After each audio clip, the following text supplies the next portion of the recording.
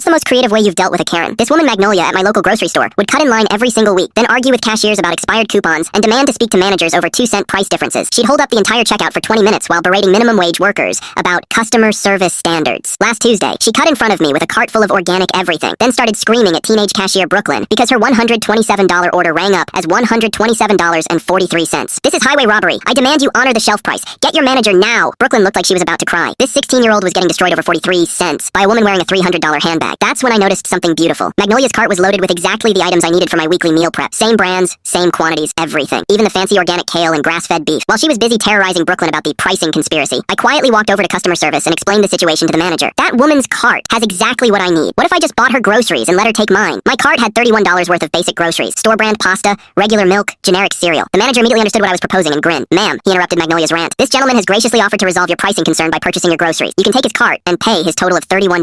Magnolia stopped mid-scream and looked confused. What? I don't want his cheap garbage food. But ma'am, I said sweetly, you were upset about paying too much. This way you save $96 and still get groceries. She realized she'd been outmaneuvered but couldn't complain without admitting she was never actually concerned about the money. Just wanted to abuse store employees. This is ridiculous, she huffed, but she was trapped. 20 people in line were watching, and she just spent 10 minutes claiming $127 was financial abuse for groceries. She had no choice but to take my $31 cart of store brand items while I walked away with her premium organic haul. The best part? Next week, Magnolia tried to cut in line again, but Brooklyn immediately called over the loudspeaker. Manager to register 3, we have a cart swap opportunity. Other customers started laughing and offering to help resolve her pricing concerns by trading carts. She hasn't cut in line since. Brooklyn later told me that Magnolia now shops at a different time, specifically to avoid the cart swap guy.